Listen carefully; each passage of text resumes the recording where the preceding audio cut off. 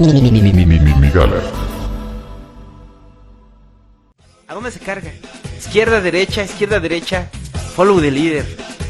Es que ese es el principal pedo que tengo con este asunto de definir el espectro político con respecto a izquierda y derecha, porque a poco no parece que estamos atrapados en un juego de ping pong, donde es la gente de un lado del espectro, o que dice ser de un lado del espectro, no tenía soluciones reales para la sociedad, se volvieron corruptos, hicieron un mal gobierno, y entonces nos vamos hasta el otro extremo, y cuando el otro extremo prueba que no, tampoco tenía soluciones reales para el pedo, nos vamos de vuelta para el otro extremo, y en lugar de buscar una solución nueva, seguimos atados a esta ideología tribal de no, mi tribu tiene la idea buena porque yo soy de izquierda y los de la derecha no deberían existir, cuando todo el punto del video, todo el asunto del video era analizar la manera en la que los seres humanos nos organizamos en tribus, pero también entender que estas tendencias que podemos identificar de izquierda o derecha según los tiempos que corren son tendencias innatas del ser humano porque nos ayudaron a sobrevivir. Y no hay una buena ni mala, pero cuando las llevas al extremo es cuando acabas en el campo de concentración.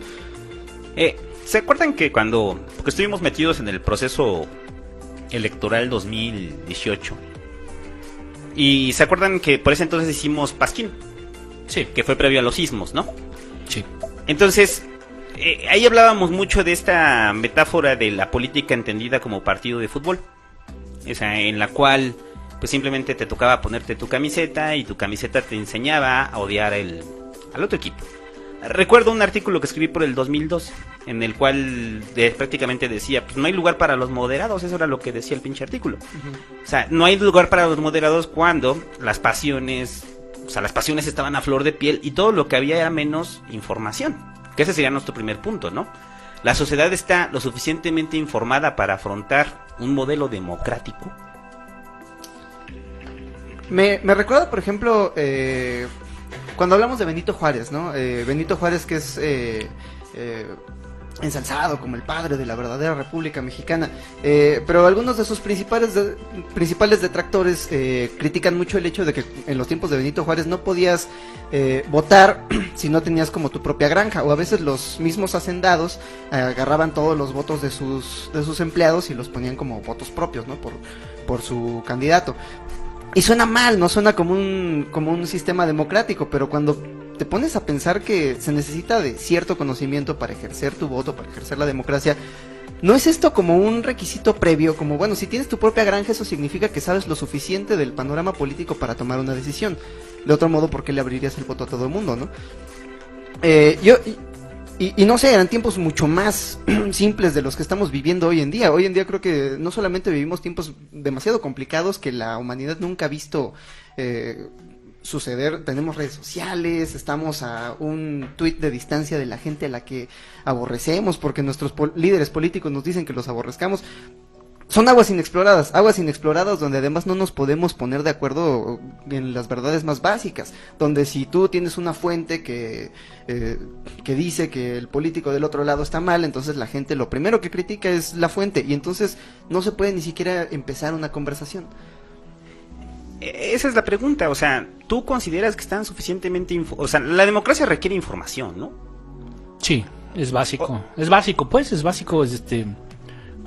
acuérdate que cuando bueno, ahorita vamos a hablar de ello, pero cuando fue la perestroika, llegó con la Glasnost, o sea, Gorbachev no la pudo pensar simplemente vamos a darles ya democracia, dice, no, pues hay que abrir la información, pero creo que información sí hay, lo que no hay es educación, creo que eso es como otro tema, ¿no? O sea, no estamos educados incluso para este tamaño de información, no estamos educados para cómo discriminamos información, cómo modero, creo que eso requiere un rato que nos vamos a educar para ello, ¿no?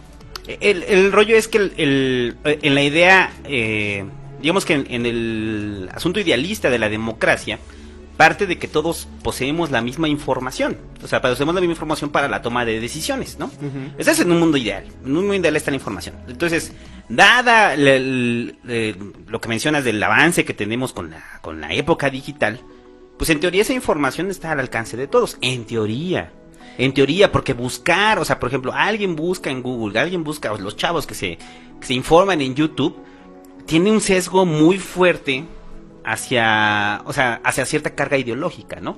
O sea, no es propiamente que la información esté ahí simplemente se tiene que saber depurar, y creo que hasta el momento pues no lo hemos sabido depurar. Ajá, depende mucho de los medios a los que sigas y sobre todo del sesgo de los medios a los que sigas. Me gusta mucho el análisis que hace Slavoj Žižek acerca del estado actual de las noticias, donde hoy estamos todos muy preocupados por las fake news. El problema es que siempre hubo fake news. Tú vas y lees un periódico de México de los 70s, el día después de la masacre de Tlatelolco, el periódico decía que... No es cierto, fue Zabludovsky. Jacobo Zabludovsky el que dijo que fue una mañana soleada en México.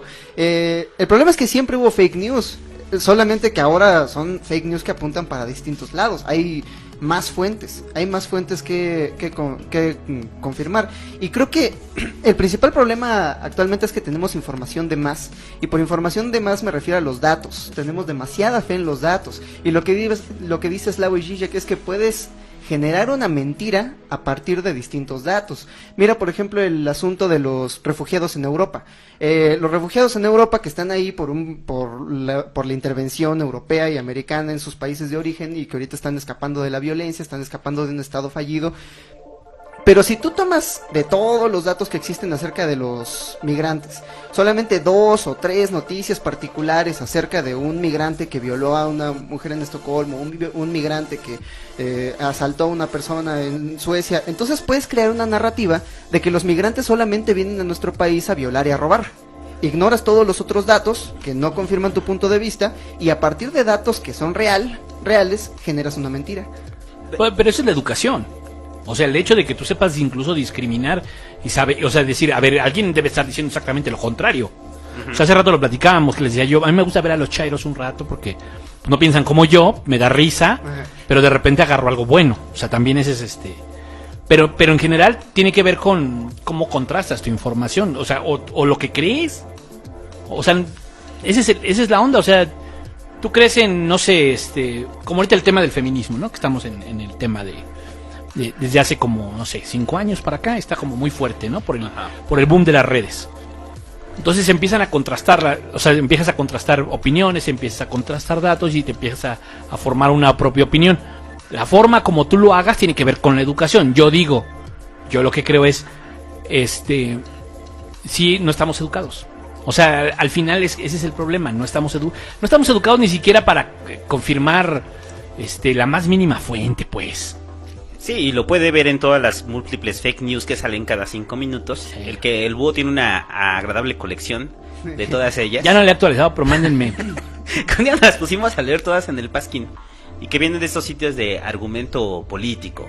laverdadnoticias.com. No, si lo dijo laverdadnoticias.com, pues debe de ser cierto, ¿no? Porque por eso se llama La Verdad Noticias. Pero a ver, este sesgo en general informativo, o sea, no es lo mismo ahorita. O sea, creo que los medios digitales dieron una nueva forma de hacerlo. Pero este sesgo informativo pues ha existido desde la historia de los medios, pues. O sea, formas de hacer fake news, solamente que en ese momento las controlaba el Estado. Aquí cualquier pelado con una buena agencia digital puede posicionar una fake news. No nos veamos tan lejos, o sea, el caso del Deforma. O sea, el Deforma tiene como un cuadro de honor antes de que fuera este desmadre de las noticias que eran falsas y toda la gente se creyó. No, o que algún medio retomó. Ajá, no, y que retomaron, por ejemplo, lo de las monedas de Samsung, ¿no? O sea, si tú no lo sabes, muchacho, hasta la fecha, o sea, la noticia de que Samsung le pagó la demanda a Apple, sí, se las pagó con monedas de centavos, es falsa, y la escribió un güey del Reforma. Y medios del Deforma, y medios serios como el Universal, Firewire, la retomaron, y es como, ok, entonces, antes las fake news estaban reservadas para el Estado. El Estado en sí mismo era el responsable de dispersarlas. ¿Solo el Estado? Sí, ¿no? O sea, porque el Estado tenía los medios. O sea, ¿qué fake news O sea, estamos hablando de México. Ajá. Estamos hablando de México. Okay. Bueno, está hablando de México. Sí. Sí, o sea, lo ponía, por ejemplo, de los 70s, ¿no? O sea, no, digo, porque desconozco como la audiencia, pues es... Ah, no, la audiencia es latinoamericana. Ajá, en el caso de México, ¿no? Pero en general... Pero tampoco es distinto en Latinoamérica. No, es que no tienes medios. O sea, no tienes medios. O sea, en otros países tenías contrapesos económicos que podían dispersar fake news para golpear a ciertos sectores políticos. Como en Estados Unidos. Como en Estados Unidos, exactamente. Digo, porque, por ejemplo, el tema de la marihuana nace por una fake news, ¿no? A partir de que este güey, el del Ciudadano Kane, Ajá. No es Orson Welles, en el que está inspirado. Ajá. ¿No? Se supone que entran entraron los Pancho Villa y toda su banda ahí en Columbus y a él lo afectaron y de ahí él empezó a crear todo el tema de la marihuana, que aparte tenían un negocio, bla, bla, bla, ¿no? Y entonces él no es el Estado, él es un empresario y que tenía los medios, tenía bastantes cines, tenía forma de llegar a todos lados y dijo, vamos a echar a andar esta fake news. Ajá. Bueno, es que en los Estados Unidos se podría hablar como de una fusión entre entre el Estado y la clase corporativa. Que incluso aquí en México le llamamos corrupción cuando una corporación le paga a los políticos por hacer leyes para las corporaciones. Allá le llaman lobbying, es un trabajo, es legal. Uh-huh. Sí. Sí, no, pues aquí también hay lobbying, ¿no? Sí. O sea, pero lo que voy es que este sesgo informativo y esta forma de construir la realidad a través de los medios, pues es normal, pues. O sea, ha sido normal en las democracias. En todo tipo de democracias ha sido normal el poder de los medios. No, pero es importante saber, o sea, es que esto que dijiste me parece importante. ¿Quién ejerce esas fake news? Entonces antes, en efecto, en Latinoamérica prácticamente es el Estado y en Estados Unidos vemos que no, que es otra historia, ¿no? Entonces a lo que voy es, pero lo peor es que ahora es cualquier pelado.